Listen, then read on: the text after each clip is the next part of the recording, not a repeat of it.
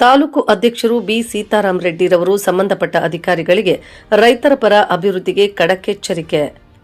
ಮಾವು ರೈತರ ಹೆಸರು ಪಡೆದ ಶ್ರೀನಿವಾಸಪುರ ಪಟ್ಟಣ ಶ್ರೀ ಭೈರವೇಶ್ವರ ಮಾವು ಬೆಳೆಗಾರರ ಸಂಘ ನೇರ ಮಾವು ಖರೀದಿ ಕೇಂದ್ರ ಮಳಿಗೆ ಎಪಿಎಂಸಿ ಶ್ರೀನಿವಾಸಪುರ. ಈ ದಿನ ರೈತರು ಮಾವು ಬೆಳೆಗಾರರ ಸಭೆ ಕಾರ್ಯಕ್ರಮದಲ್ಲಿ ಪಿಎಲ್ಡಿ ಬ್ಯಾಂಕ್ ನಿರ್ದೇಶಕರು ಹಾಗೂ ಡೈರಿ ಅಧ್ಯಕ್ಷರು ಮತ್ತು ಮಾವು ಬೆಳೆಗಾರರ ತಾಲೂಕು ಅಧ್ಯಕ್ಷರು ಬಿ ಸೀತಾರಾಮ್ ರೆಡ್ಡಿರವರು, ಉಪಾಧ್ಯಕ್ಷರು ಸಂಪತ್ ಕುಮಾರ್, ಕಾರ್ಯದರ್ಶಿ ಎಂವಿ ರಾಮಚಂದ್ರ ರೆಡ್ಡಿ, ಖಜಾನ್ಸಿ ರೈತರ ಪರ ಸಕ್ರಿಯ ಎಂ ಬೈರೇಗೌಡ ಹಾಗೂ ಕಾರ್ಯಕಾರಿ ಗೌರವಾನ್ವಿತ ಎಲ್ಲ ಸದಸ್ಯರು ಹಾಗೂ ತಾಲೂಕು ಸಮಸ್ಯೆ ಜನತೆ ಮತ್ತು ಎಲ್ಲ ರೈತಾಪಿ ಜನಸಾಮಾನ್ಯರ ಸಭೆಯಲ್ಲಿ mother dairy assistant manager Arun Kumar ಹಾಗೂ ರಾಘವೇಂದ್ರ ಟಿಆರ್ ಉಪಸ್ಥಿತರಿದ್ದು, ಸಭೆಯಲ್ಲಿ ಗೌರವಾನ್ವಿತ ಹಿರಿಯರು, ಮುಖಂಡರು, ಜನಸಾಮಾನ್ಯರು, ಮಾವು ಬೆಳೆಗಾರರ ಎಲ್ಲ ರೈತಾಪಿ ಜನರು ಭಾಗವಹಿಸಿದ್ರು. ಸಭೆಯಲ್ಲಿ ತಾಲೂಕು ಅಧ್ಯಕ್ಷರು ಮಾತನಾಡಿ, ಈ ಭಾಗದ ಎಲ್ಲ ರೈತ ಜನರು ಮಾವು ಬೆಳೆಯಲು ಆಧಾರ ಆಗಿರುವ ಎಲ್ಲ ರೈತ ಕುಟುಂಬಗಳು ರೈತರಿಗೆ ಯಾವುದೇ ಕಾರಣಕ್ಕೂ ತೊಂದರೆ ಕೊಡಬೇಡಿ. ಒಳ್ಳೆಯ ರೀತಿಯಲ್ಲಿ ರೈತರಿಗೆ ಸಹಕರಿಸಿ, ರೈತರ ಜೊತೆ ಸದಾ ಸಂಪರ್ಕಿಸಿ, ರೈತರು ಮಾವು ಔಷಧಿ ವಿಚಾರದಲ್ಲಿ ಸಮರ್ಪಕವಾಗಿ ಸಲಹೆಗಳು ನೀಡಿ ನಾವು ನಿಮಗೆ ಸದಾ ಸಹಕಾರ ನೀಡುತ್ತೇವೆ ಎಂಬುದಾಗಿ ಅಧ್ಯಕ್ಷರು ಸಭೆಯಲ್ಲಿ ತಿಳಿಸಿದರು.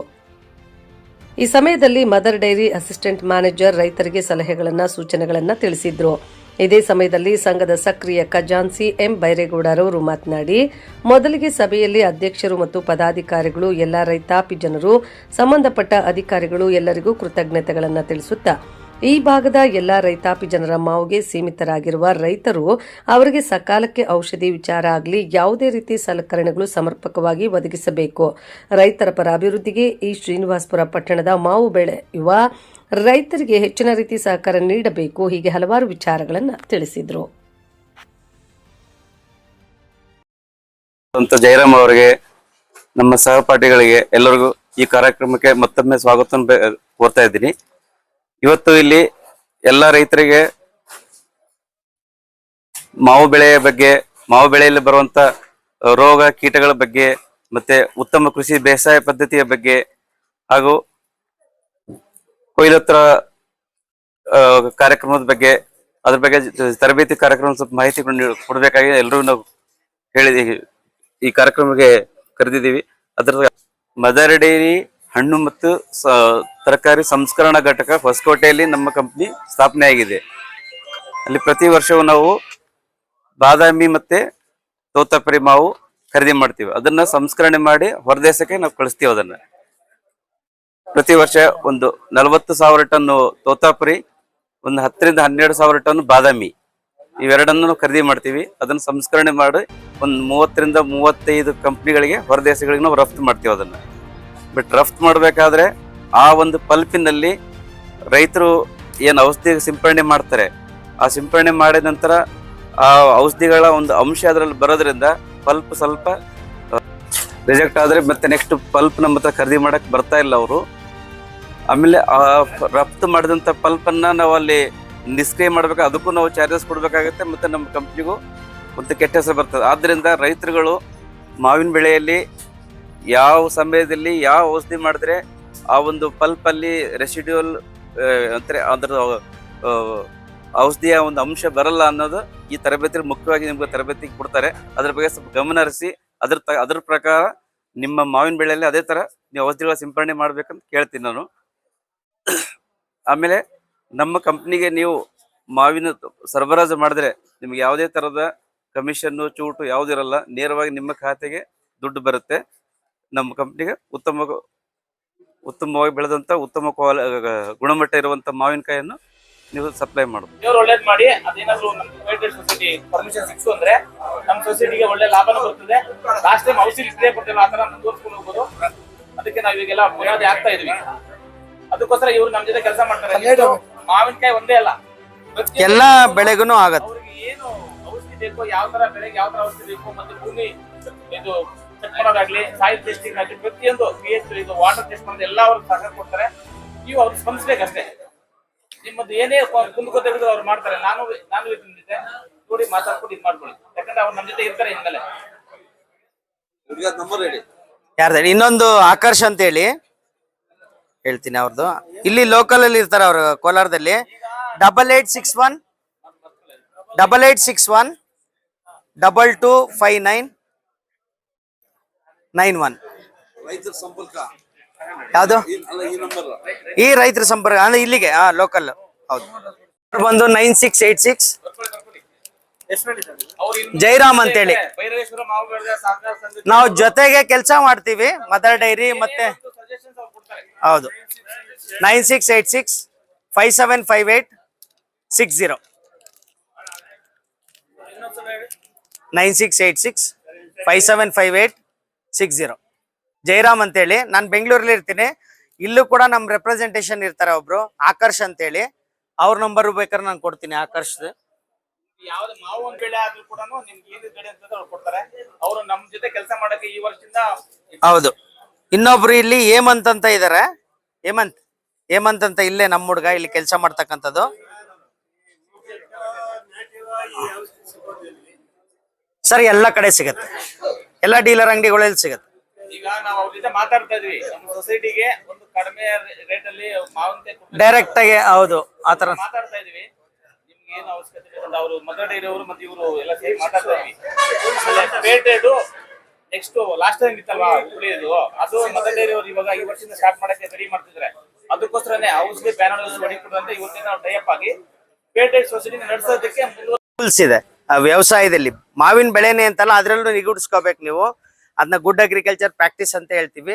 ಅದ್ರಲ್ಲಿ ಫಸ್ಟ್ ಬರೋದು ಮಣ್ಣನ್ನ ನೀವು ಸಾಯಿಲ್ ಟೆಸ್ಟ್ ಮಾಡಿಸ್ಲೇಬೇಕು. ನಿಮ್ pH ಅನ್ನೋದು ಒಂದಿರುತ್ತೆ, ಅದರಲ್ಲಿ ತಿಳ್ಕೊಂಡು ನೀವು ಆ pH ನ ಏನಾರು ಹೆಚ್ಚು ಕಡಿಮೆ ಆಗಿದ್ರೆ ಮಣ್ಣಲ್ಲಿ, ಅದಕ್ಕೆ ನಮ್ಮ ಕೈಲಿದೆ, ಅದನ್ನ ಬದಲಾಯಿಸ್ಕೋಬಹುದು.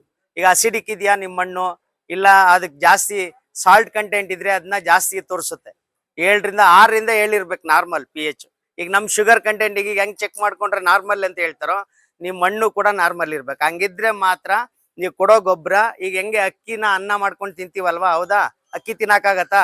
ಹಂಗೆ ಗಿಡ ನೀವು ಹಾಕಿದ ಗೊಬ್ಬರ ಅನ್ನ ಆಗ್ಬೇಕು ಅಂದ್ರೆ ಈ pH ನಾರ್ಮಲ್ ಇರ್ಬೇಕು. ಸೊ ಇದು ಮೇನ್ ಮುಖ್ಯವಾಗಿ ಸಾಯಿಲ್ ಟೆಸ್ಟ್ ಮಾಡಿಸೋದು, ಅದನ್ನ ಫಸ್ಟ್ ಕರೆಕ್ಟ್ ಮಾಡ್ಕೊಳ್ಳಿ. ಅದಾದ್ಮೇಲೆ ನೆಕ್ಸ್ಟ್ ನಿಮ್ಗೆ ಬೇಕಾಗಿರ್ತಕ್ಕಂಥದ್ದು ಅದ್ರಲ್ಲಿ ಏನೇನ್ ನ್ಯೂಟ್ರಿಯೆಂಟ್ ಕಂಟೆಂಟ್ ಇದೆ ಅಂತ, NPK ಎಷ್ಟಿದೆ ಮೇಜರ್ ಆಗಿರೋದು, ಮೈಕ್ರೋನ್ಯೂಟ್ರಿಯೆಂಟ್ಸ್ ಏನಾರು ಕೊರತೆ ಇದೆಯಾ ಅಂತ ಒಂದು ಟೆಸ್ಟ್ ಮಾಡಿಸ್ಬೋದು. ಆ ಟೆಸ್ಟ್ ಅಲ್ಲಿ ತಕ್ಕಾಗೆ ನೀವು ಜಾಸ್ತಿ ಮತ್ತೆ ವಿಷ ಇಲ್ಲ ಜಾಸ್ತಿ, ಇದು ಸೇಫೆಸ್ಟ್ ಮಾಲಿಕ್ಯೂಲ್. ಎಕ್ಸ್ಪೋರ್ಟ್ ಮಾಡೋರ್ಗು ಕೂಡ ಸ್ಪೈರೋಟೆಟ್ರಾಮೆಟು MRL ಇದೆ. ಯುರೋಪ್ಗೆ ಆಗ್ಲಿ US ಗೆ ಆಗ್ಲಿ ಕಳಿಸ್ಬೇಕು ಅಂದ್ರೂ ಕೂಡ ಇದರಿಂದ ತೊಂದರೆ ಆಗಲ್ಲ ನಿಮ್ಗೆ. ಸರ್ ಈಗ ತ್ರಿಪ್ಸ್ ನಾನು ಬೇರೆ ಬೆಳೆಗೆ ಬಂದ್ರೆ ಬೇರೆ ತರ ಮಾತಾಡ್ಬೇಕು, ಬರೀ ಮಾವಿನ ಬೆಳೆಗೆ ಮಾತ್ರ ಹೇಳ್ತಾ ಇದ್ದೀನಿ. ಮಾವಿನ ಬೆಳೆಯಲ್ಲಿ ನಾವು ಇಲ್ಲಿವರೆಗೂ ನಾವು ಇದ್ರ ಲೇಬಲ್ ಕ್ಲೈಮ್ ಸಂಶೋಧನೆ ಮಾಡಿ ಇದನ್ನ ಮಾಡಿದ್ದು. ಬೇರೆ ಮೆಣಸಿನಕಾಯಿ ಟೊಮೆಟೊದೆಲ್ಲ ಉಪಯೋಗಿಸ್ತಾ ಇದ್ದೀರಾ, ಬಟ್ ಇಲ್ಲಿ ನಮ್ಗೆ ಮ್ಯಾಂಗೋ ಬೆಳೆಗೆ ಇದು ಬೆಸ್ಟ್ ಔಷಧಿ ಇವಾಗ ಪ್ರೆಸೆಂಟ್. ಈ ವರ್ಷ ಇಂಟ್ರೊಡ್ಯೂಸ್ ಮಾಡ್ತಾ ಇದೀವಿ, ಎಲ್ಲ ಕಡೆ ಕ್ಯಾಂಪೈನ್ ಕೂಡ ಮಾಡ್ತಾ ಇದೀವಿ.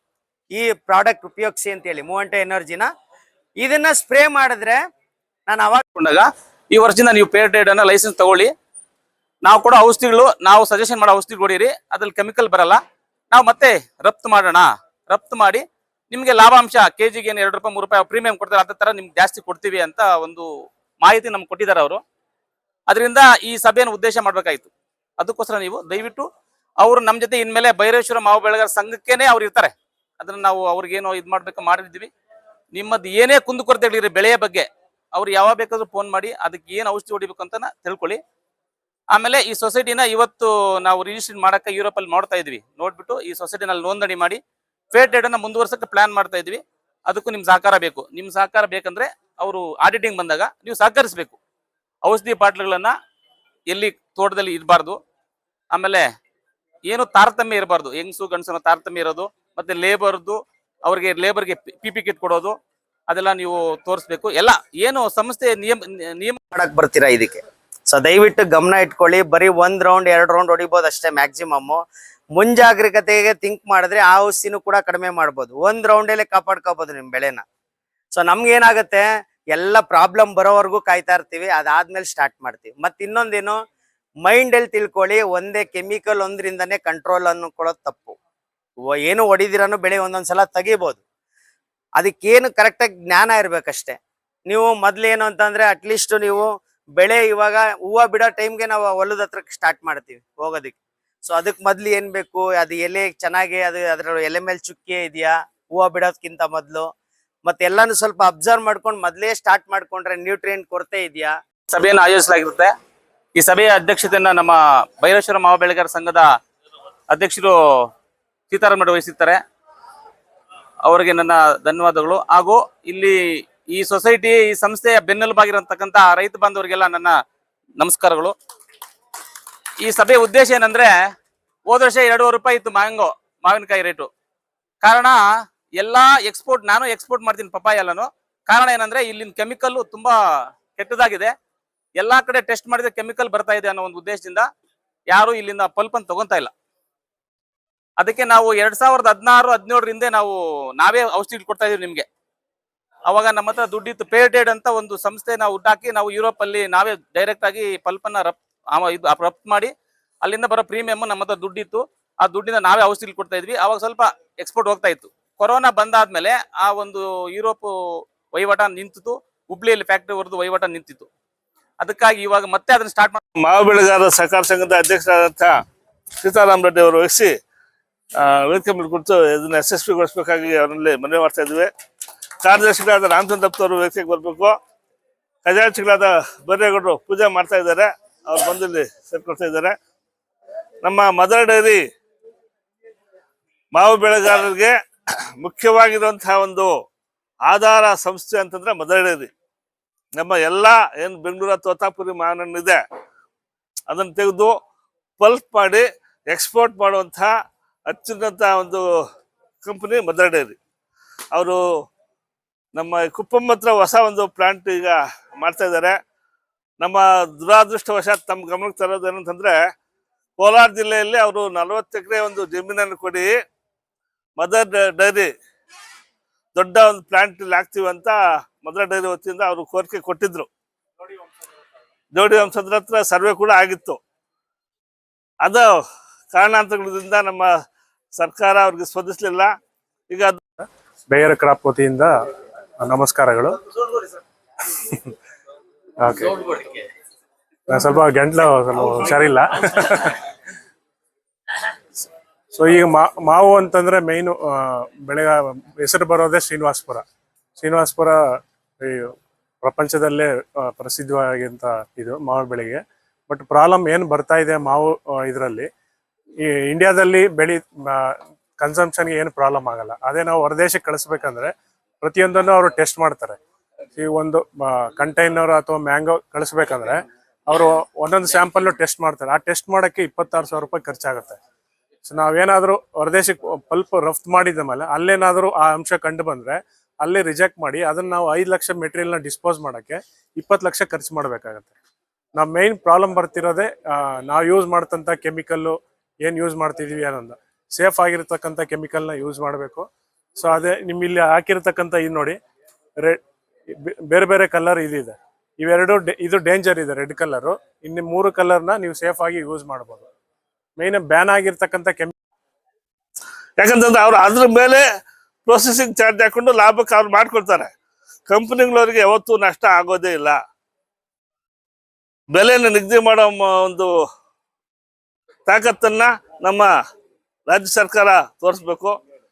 ನಾವು ಒಳ್ಳೆ ಬೆಲೆಯನ್ನ ಕೊಟ್ಟಿದ್ದಾದ್ರೆ ಉತ್ತಮವಾದಂಥ ಫಸಲನ್ನು ಬೆಳ್ಕೊಳಕ್ಕೆ ತಯಾರಿದ್ದೀವಿ ಅನ್ನೋ ಮಾತನ್ನು ತಿಳಿಸ್ತಾ, ಏನು ಇವತ್ತು ನಮ್ಮ ಮಾವು ಬೈರವೇಶ್ವರ ಮಾವು ಬೆಳೆಗಾರ ಸಂಘ ನಮ್ಮ ಶ್ರೀನಿವಾಸಪುರ ತಾಲೂಕಲ್ಲಿ ಕಮಿಷನ್ ಇಲ್ಲದೆ ವ್ಯಾಪಾರ ಮಾಡ್ತಾ ಇರುವಂತಹ ಏಕೈಕ ಸಂಘ. ಸಣ್ಣದಾಗಿ ಹುಟ್ಟಾಕಿ ಇವತ್ತೊಂದು ಈ ಮಟ್ಟಕ್ಕೆ ತಂದಿದ್ದೀವಿ. ನಮಗೆ ಬೇರೆ ಕಂಪ್ನಿಗಳು ಇಂಟ್ರೆಸ್ಟ್ಗಳು ಕೊಡ್ತಾ ಇದ್ರು, ಈಗ ಯಾಕೋ ಅದು ನಿಂತೋಗಿದೆ. ಈ ಸಾರಿ ನಮ್ಮ ಮದರ್ ಡೈರಿ ಅವರು ಮುಂದೆ ಬಂದು ಒಂದು ನಮ್ಮಿಂದ ಮಾವನ್ನ ನೇರವಾಗಿ ಖರೀದಿ ಮಾಡಿ ನಮ್ಗೆ ಹೆಚ್ಚಿನ ಅನುದಾನವನ್ನ ತನ್ನ ಮೂಲಕ ಲಾಭಾಂಶದಲ್ಲಿ ನಮ್ಮ ಸೊಸೈಟಿಗೆ ಒಂದು 10% ಕೊಡೋದಾದ್ರೆ ನಮ್ಮ ರೈತರಿಗೆ ಔಷಧಿ ಕೊಟ್ಟು ನಾವು ಚೆನ್ನಾಗಿ ಸಂಘವನ್ನು ಬೆಳೆಸ್ತೇವೆ. ಅದಕ್ಕೆ ತಾವು ಅನುಕೂಲ ಸಹಕಾರ ಕೊಡಬೇಕು ಅಂತ ಅವರಲ್ಲಿ ಮನವಿ ಮಾಡ್ತಾ, ಈ ಅವ್ರಾಗ್ಲೇ ಒಂದು ವಿಷಯ ತಿಳಿಸಿದ್ರು, ನಿಮ್ಮ ಪಲ್ಪ್ ಇಲ್ಲ, ಒಳ್ಳೆ ಮಾರುಕಟ್ಟೆ ನಮ್ಗೆ ಸಿಗ್ತಾ ಇಲ್ಲ, ಕಷ್ಟಪಟ್ಟು ಬೆಳೆ ಬೆಳಿತೀವಿ, ಮಾರ್ಕೆಟಿಂಗ್ ಅಲ್ಲಿ ನಾವು ವೀಕು. ಯಾಕಂತಂದ್ರೆ ರೈತ ಬೆಳಿಬೋದು, ಅದ್ ನಿಂತ್ಕೊಂಡೋಗಿ ನಂತರದ ಪ್ರೊಸೆಸ್ ಇದೆಯಲ್ಲ, ಪಲ್ಪ್ ಮಾಡೋದಾಗ್ಲಿ, ಇನ್ನೊಂದು ಮಾಡೋದಾಗ್ಲಿ, ಕ್ಯಾಂಡಿ ಮಾಡೋದಾಗ್ಲಿ, ಮಾವಲ್ಲಿ ಜ್ಯೂಸ್ ಮಾಡೋದಾಗ್ಲಿ, ಇವೆಲ್ಲ ಈ ಒಂದು ಕಡೆಗೆ ಹೆಚ್ಚಿನ ಗಮನವನ್ನು ರೈತರು ಕೊಡೋಕೆ ಆಗೋದಿಲ್ಲ. ಅದನ್ನು ಮಾಡಬೇಕಾಗಿರೋದಂತೂ ಈ ಮದರ್ ಡೈರಿ ಕಂಪ್ನಿಗಳಾಗ್ಲಿ, ನಮ್ಮ ಸರ್ಕಾರದ ಮಟ್ಟದ ಕಂಪ್ನಿಗಳು ಅದನ್ನ ಸಫಲ್ ಕಂಪ್ನಿಗಳು ಇವೆಲ್ಲ ಮಾಡಬೇಕು, ಮಾಡಲಿ. ಕಂಪ್ನಿಗಳವ್ರು ಏನಾದರೂ ಉತ್ತಮವಾದಂತಹ ಒಂದು ಬೆಲೆಯನ್ನ ನಿಗದಿ ಮಾಡಿದ್ದೆ ಆದ್ರೆ ನಾವು ಎಷ್ಟು ಬೇಕಾದ್ರೂ ಮಾವನ್ನ ಬೆಳೆದು ಕೊಡಕ್ ನಾವು ರೈತರು ತಯಾರಿರ್ತೀವಿ. ನಮಗೆ ಬೇಕಾಗಿರೋದು ಕನಿಷ್ಠ ನಮ್ ಕೂಲಿ ಬೇಕು. ವರ್ಷ ಎಲ್ಲ ಕಷ್ಟಪಡ್ತೀವಿ, ಗೊಬ್ಬರ ಹಾಕ್ತಿವಿ, ನೀರು ಕೊಡ್ತೀವಿ. 4 ಸಾರಿ ಔಷಧಿ ಹೊಡಿದ್ವಿ ಹೋದ್ ಸಾರಿ. ಕಂಪನಿ ಕುಪ್ಪಮಲ್ಲಿ ಬರ್ತಾ ಇದೆ. ಸೊ ಇನ್ನು 2 ವರ್ಷದಲ್ಲಿ ಅಲ್ಲಿ ಬರ್ತಾ ಇದೆ. ಸುಮಾರು ಒಂದು 400 ಕೋಟಿ ಅಲ್ಲಿ ಇನ್ವೆಸ್ಟ್ಮೆಂಟ್ ಮಾಡ್ತಾ ಇದ್ದಾರೆ.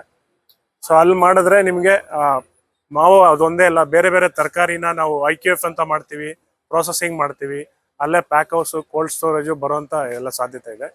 ಮದರ್ ಡೈರಿ ಬಿಟ್ಟು ಅಲ್ಲಿ ಶ್ರೀಜಾ ಡೈರಿ ಅಂತ ಮದರ್ ಡೈರಿ ಅದು ಕೂಡ ಅಲ್ಲೇ ಬರ್ತಾ ಇದೆ. ಸೊ ಅದ್ರ ಜೊತೆಗೆ ಅಲ್ಲಿಂದ ರೈತರು ಅಲ್ಲೇ ಅಲ್ದೇನೆ ಸುತ್ತಮುತ್ತ ಪ್ರದೇಶದಿಂದ ರೈತರದ್ದು ಹಣ್ಣನ್ನು ಕೂಡ ನಾವು ತಗೊಳ್ತೇವೆ ಅಲ್ಲಿಗೆ.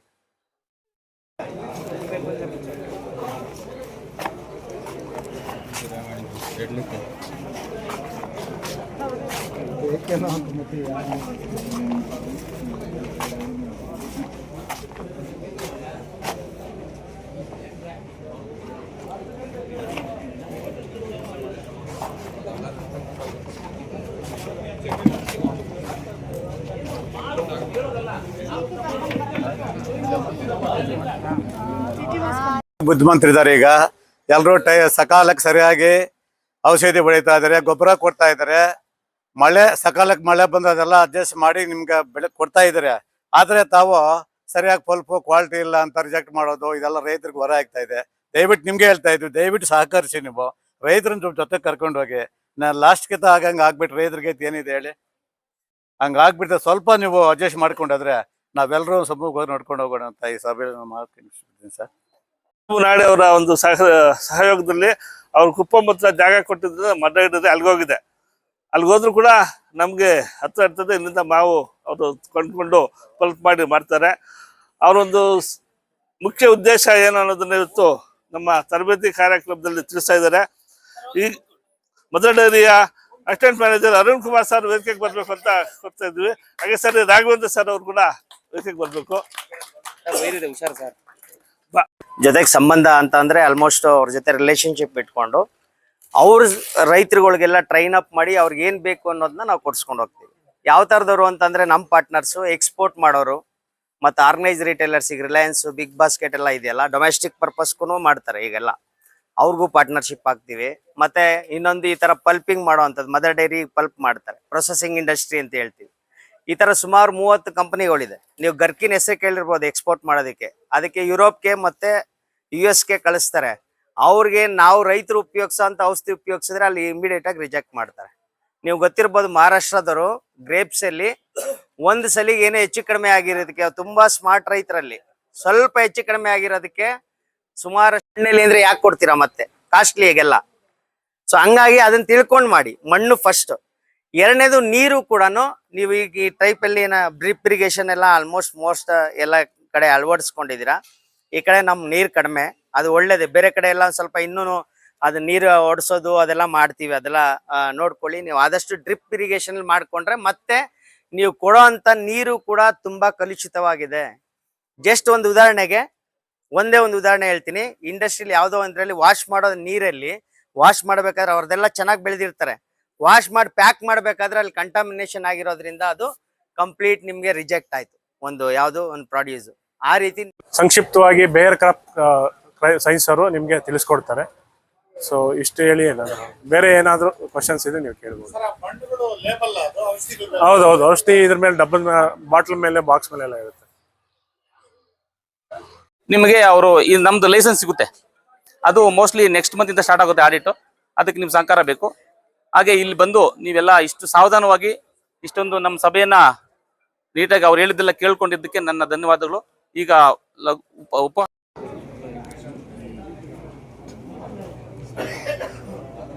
ಬೋರ್ಡ್ ಬಲ್ಲಿ ಸ್ವಲ್ಪ